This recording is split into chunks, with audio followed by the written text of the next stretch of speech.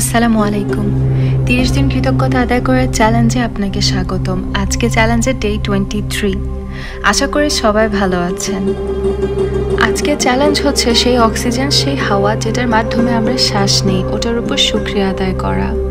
জি হ্যাঁ, আমরা আমাদের শুকরিয়া আদায় করাকে আরেকটা লেভেলে নিয়ে যাব। আমরা এখন পর্যন্ত যেই টার্গেটস বা গোলসের কথা বলেছিলাম সেটা আমাদের জীবনের সাথেই জড়িত, কিন্তু আজকে আমরা ওটা থেকে আলাদা কিছু নিয়ে ভাবব, আর ওটার জন্য আমরা আমাদের পৃথিবীর ওপর ফোকাস করব।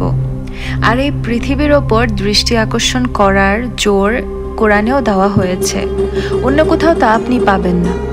আবিদা ম্যামের হাজব্যান্ড ডকুমেন্টারিজ দেখতে অনেক পছন্দ করেন নেচার নিয়ে, আর এক একটা ডকুমেন্টারিজ বানাতে 7 থেকে 10 বছর বা 20 বছরও বেশি সময় লাগে।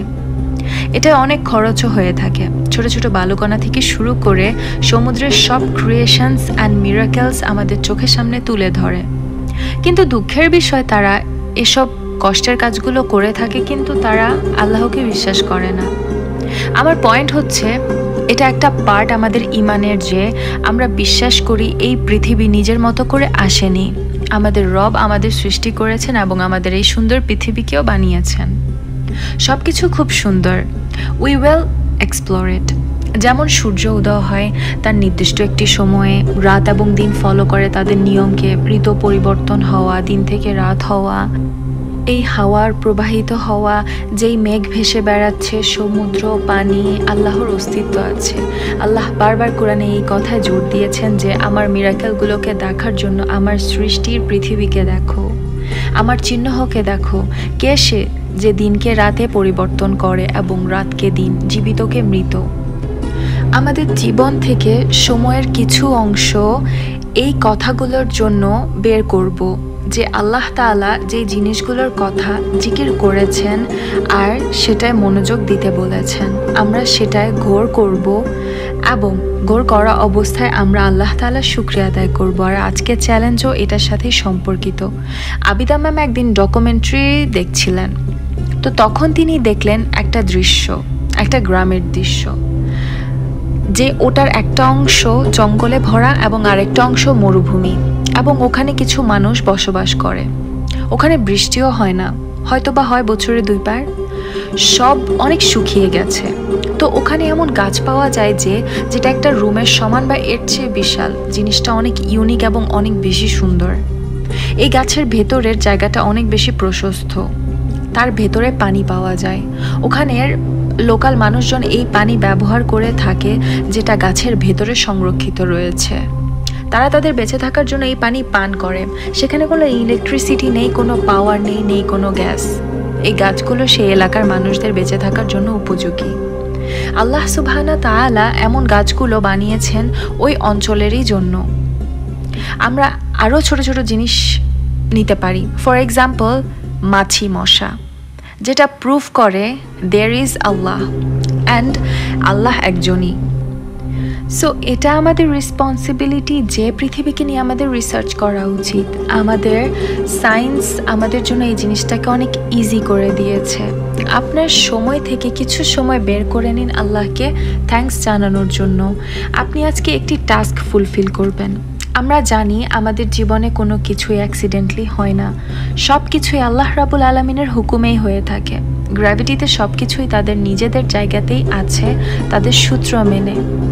আমাদের যে সোলার সিস্টেম আছে, রাতের আকাশে তারা বা সূর্য উদয় থেকে শুরু করে ওটার একটি নির্দিষ্ট দূরত্বে থাকা, অক্সিজেনের পারফেক্ট অ্যামাউন্ট থাকা, আমরা সবসময় এই শব্দটাই শুনি যে আল্লাহ তাআলা যদি আমাদের একদিনের অক্সিজেনের বিল আমাদেরকে ধরিয়ে দেন, আমরা কেউই ওটা এফোর্ড করতে পারবো না। আর এই অক্সিজেনের জন্য আমাদের আল্লাহ তাআলার কাছে শুকরিয়া আদায় করা উচিত। আর ওটার জন্য আপনি এই টাস্কটি করবেন। শেখার জন্য আপনার চোখ খোলা রাখুন। আর হ্যাঁ, আপনি যদি ফোকাস করতে চান তাহলে চোখ বন্ধ করতে পারেন।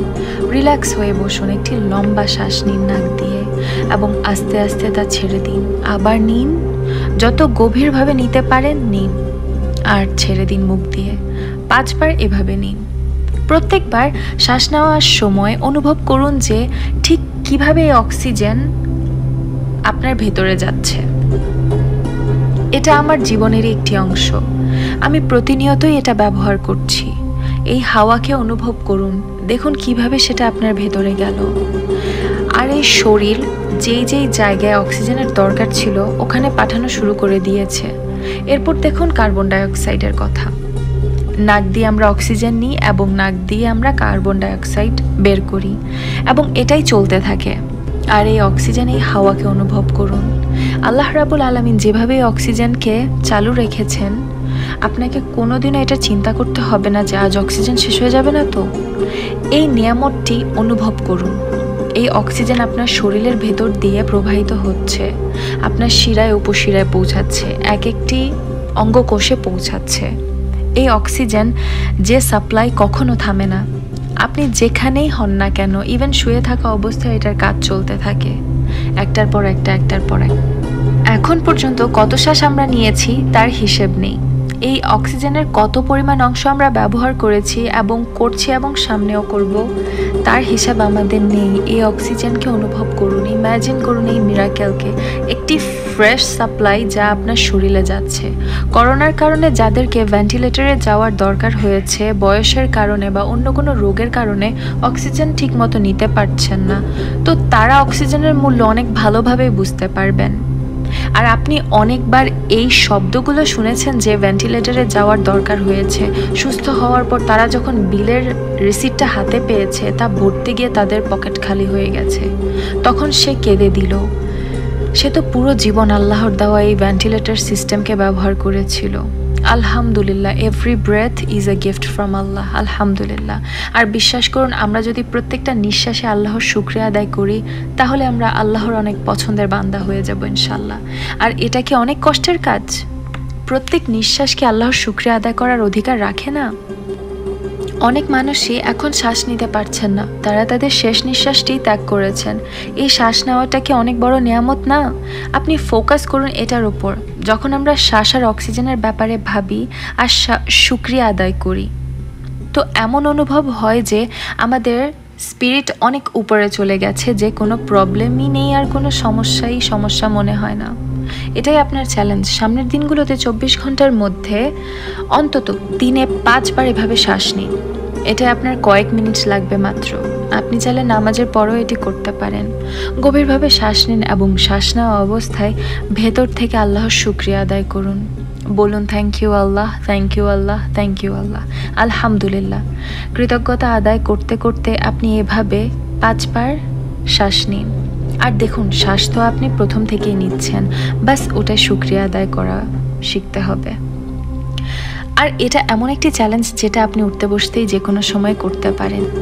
এই আমলকে, এই চ্যালেঞ্জকে জীবনের একটি অংশ বানিয়ে নিন, জীবনের একটি পার্ট বানিয়ে নিন এটাকে। জীবন মানেই ব্যস্ততা, সবসময় ব্যস্ততা থাকবে, বাট যে হাওয়া, বাতাস, অক্সিজেন আল্লাহর অনেক বড় একটি নেয়ামত। যখন আপনি শ্বাস নিচ্ছেন, কৃতজ্ঞতার মাধ্যমেই নিন এবং এটাকে আপনার জীবনের একটা রুটিন বানিয়ে নিন। আর প্রতিদিনের চ্যালেঞ্জটি কমপ্লিট করুন।